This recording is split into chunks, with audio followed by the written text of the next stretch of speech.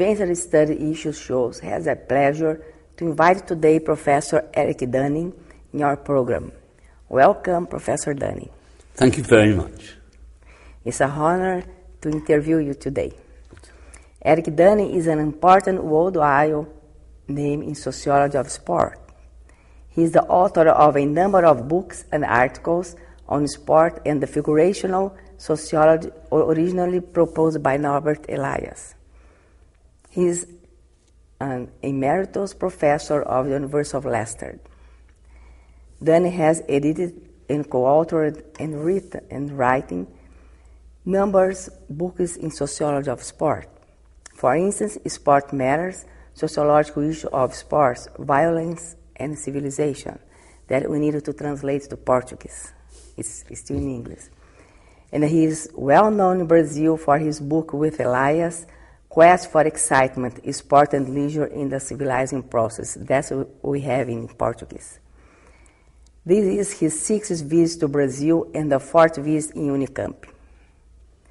His main interests are sociological theory, especially for figurational sociology and theory of civilization process of Norbert Elias, and its place within the wider field of classical and modern sociology. The sociology of sport and leisure, problems of violence and civilization, especially sports related to violence such as football hooliganism, and the use of Elias' theory in understanding the Holocaust and the genocide more generally. That's what a professor has working with us for these 2 weeks in this program, and they're giving many lectures. Okay, now we have some questions that you could leave for the Brazilian people and for the center.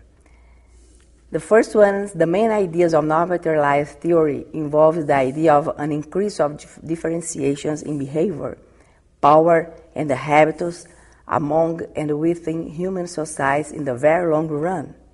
Could you please give a brief explanation of these ideas? Yeah, I think in the first instance, the best way of approaching the understanding of Norbert Elias is to realize that he lived in and wrote about in his book Über den Prozess der Zivilisation. He wrote it first of all in Germany. That means about the civilizing process, or about the process of civilization. And the three countries that he lived in: Germany, where he was born. He then lived in France for some 2 or 3 years, and then took up residence in England, where he lived for 40 years, becoming a British citizen. Civilization was a term that was used and referred to forms of behavior which were found in France and England, not in his native Germany. So he was concerned with explaining the differences between what were the major powers in Europe in the early part of the 20th century, namely Britain and France, and Germany. I mean, let me give you one of the facts that he noted in this connection. In both France and Britain during the 19th century, the incidence of deaths through dueling, or dueling with pistols, was continually reduced throughout the century. At the same time in Germany, the incidence of dueling with swords and pistols increased, and the number of deaths in that conjunction increased. So his native Germany underwent a de-civilizing process, while France and Britain were changing in more civilized directions. So he didn't, as a lot of people seem to think, he didn't have a unilinear theory of social development. Yeah? He was concerned with the differences between different countries in this regard. Yes, thank you very much. And could you please give a brief explanation of Elias' ideas in the field of sociology and psychology? Like he talks about sociogenesis and psychogenesis in his books. Yeah. Elias was a follower of Sigmund Freud. He was a trained psychoanalyst when he came to Britain, only he started to take psychoanalysis in a different direction than the Freudians had taken it, because they didn't look at the social aspects of behaviour. They looked at people's, as it were, inside, their minds, whereas Norbert was part of a school that looked at these matters sociologically. So by the term psychogenesis, he means something which is generated in the psyche, generated in the mind. Sociogenesis, which is what concerned him far more, refers to the genesis of ideas, of ways of behaving, etc., that are generated socially. They come about through the complex forms of interweaving and interdependency that there are between us humans. Okay, that's good. Well, within the centuries, the rules of conduct and sentiment have become stricter, more differentiated, culminating in a higher sensitivity to violence, the attenuation of excitement and formalization of rules. How do these ideas apply to sport? Can I, in the first instance, reply that if my answer to the first question indicated that Norbert didn't think in simple unilinear terms. He saw Britain and France. He would have included the United States in this as well, I think.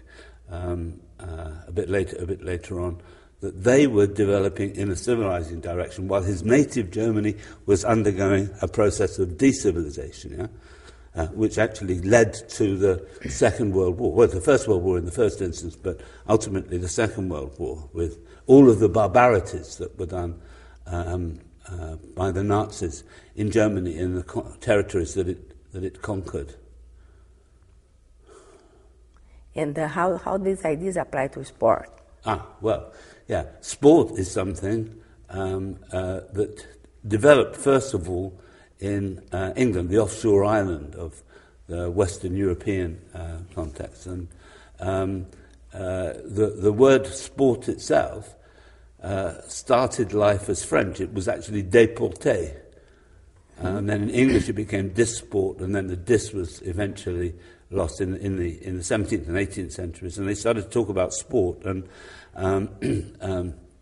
one of the conditions which allowed this, it couldn't, according to Elias, have happened in France because of the absolutism of kings like Louis XIV, 15th, etc.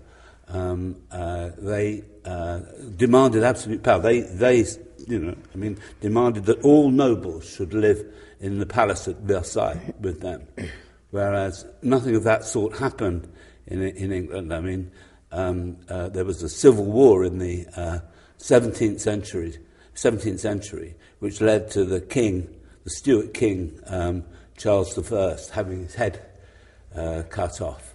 And it's in that context that a parliamentary form of ruling developed, in which the king was one aspect of this, but the people in the parliament, common people in the House of Commons, the nobles in the House of Lords, they would rule the country between each other. And Elias says that in that context there occurred what he calls the parliamentarization of political conflict. But alongside the parliamentarization of political conflict went the sportization of pastimes.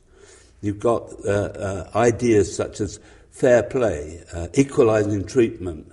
It didn't matter whether someone was a duke or whatever. If he was boxing a man who was a street sweeper, they would, in the fight, be equal. I think that begins to explain how the word itself emerged and what was involved. There was this interrelationship between the sportization of pastimes and the parliamentarization of political conflict. And that took the form of kind of a game, the parliamentary game.